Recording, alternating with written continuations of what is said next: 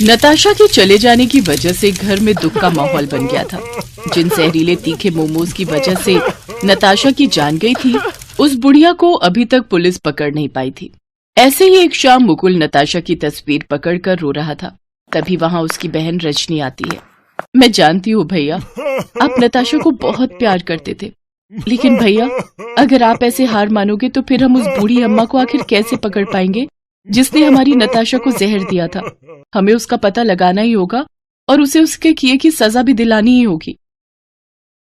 तुम बिल्कुल सही कह रही हो रजनी। जिसने भी मेरी नताशा के साथ ऐसा किया है, मैं उसे सजा जरूर दिलवाऊंगा। हमें यह पता लगाना ही होगा कि आखिर उस अम्मा ने ऐसा क्यों किया जो उसने उसे जहर वाले मोमोज खिलाकर मार डाला।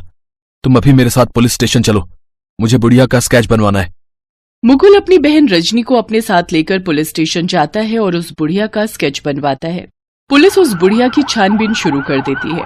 पुलिस बुढ़िया की तलाश शुरू कर देती है, लेकिन उसका कहीं भी पता नहीं चलता और आखिरकार थक हार कर पुलिस को ये केस बंद करना पड़ता है। नताशा के पिता एक रोज मुकुल से मिलने आते हैं। बेटा, मैंने अपनी इकलौती जवान बेटी को खोया है। मैं ऐसे हाथ पे हाथ रखकर नहीं बैठ सकता। मुझे किसी भी हालत में उस बुढ़िया को सजा दिलवानी ही होगी। आप बिल्कुल सही कह रहे हैं अंकल जी। जब तक मैं इस बात का पता नहीं लगा लेता कि आखिर उस बुढ़िया ने नताशा और रजनी को वो जहरीले तीखे समोसे देने की कोशिश क्यों की, मैं चैन से नहीं बैठूंगा। ऐसे ही कुछ दिन बीत जाते हैं। फिर एक रोज मुकुल जब मीटिंग के लिए शहर से बाहर जा रहा था तो रेलवे स्टेशन पर उसकी नजर एक बूढ़ी अम्मा पर जाती है जो कि मोमोज बेच रही थी। मुकुल सोच में पड़ जाता है। अगर मैंने सीधे जाकर इससे सवाल किया तो ये यहां से भाग जाएगी। फिर हम कभी नहीं जान पाएंगे कि इसने ऐसा क्यों किया। पहले मुझे इसे अपनी बातों में फंसाना होगा। राम राम काकी, ये मोमोज कैसे दिए? 20 रुपए प्लेट है बेटा। अरे वाह, ये तो बहुत ही सस्ते हैं। अरे बेटा, इस उम्र में तो बस पेट भरने के लिए कमा लूं उतना ही काफी है। महंगा बेचकर मैंने कौन सी जमा पूंजी इकट्ठी कर लेनी है। बोलो कितनी प्लेट करूं? आप 1 प्लेट पैक कर दो। वो बुढ़िया जल्दी से 1 प्लेट पैक करके मुकुल को दे देती है।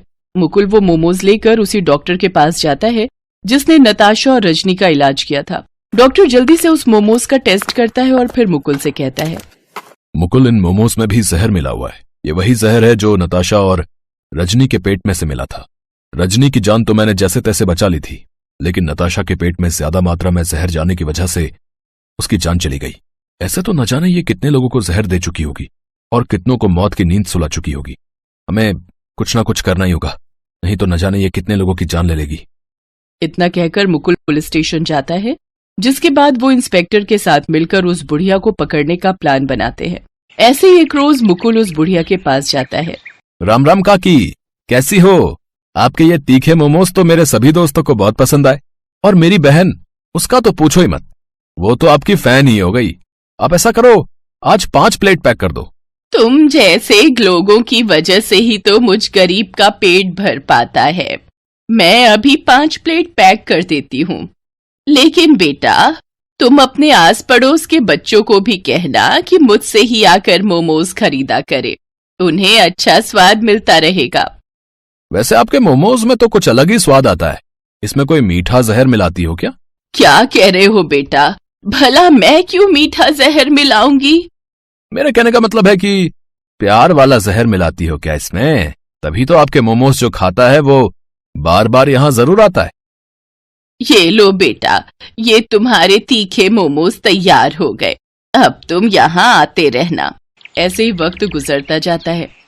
धीरे धीरे मुकुल ऐसे ही उस बुढ़िया का भरोसा जीत लेता है।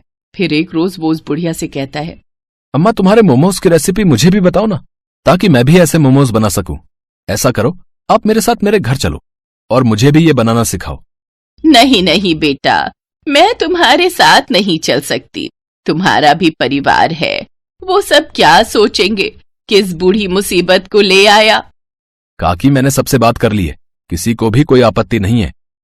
इसके बाद मुकुल उसे अपने घर लेकर जाता है, जहाँ पहले से पुलिस, डॉक्टर, नताशा के पिता और रजनी मौजूद होते हैं। काकी, आपने मुझे पहचाना? याद आया कौन हूं मैं? नहीं बेटा, अब नजर कमजोर हो गई है तो पहचान पाना मुश्किल है। इस लड़की को तो अच्छे से पहचानती होंगी ना आप? हाँ, ये लड़की तो आती थी मेरे पास, लेकिन आखिर आप लोग ऐसे शक भरी निगाह से क्यों देख रहे हो मुझे? क्योंकि काकी, अब हम सब जानते हैं कि आप अपने मोमोज में जहर मिलाती हो और आपकी वजह से ही मेरी दोस्त नताशा की जान चली गई और आज ये पुलिस आपको पकड़ने के लिए ही यहाँ आई है। अम्मा, आपके लिए बेहतर यही होगा कि आप अपना सच कबूल कर लो। क्योंकि मेरे जवान बेटे की मौत भी इसी वजह से हुई थी। उसे किसी दोस्त ने मोमोज में मिलाकर जहर खिला दिया था और जिसने ऐसा किया उसका मुझे आज तक पता नहीं चला। इसीलिए मैं सबकी जान ले लूंगी। लेकिन एक इंसान की वजह से आप सबकी जान नहीं ले सकती। माता जी, आपने ऐसा नहीं करना चाहिए था। आपको हमारे साथ थाने चलना होगा। चलिए। पुलिस उस बूढ़ी औरत को गिरफ्तार कर लेती है, जिसके बाद से शहर में जवान मौतों का सिलसिला रुक जाता है।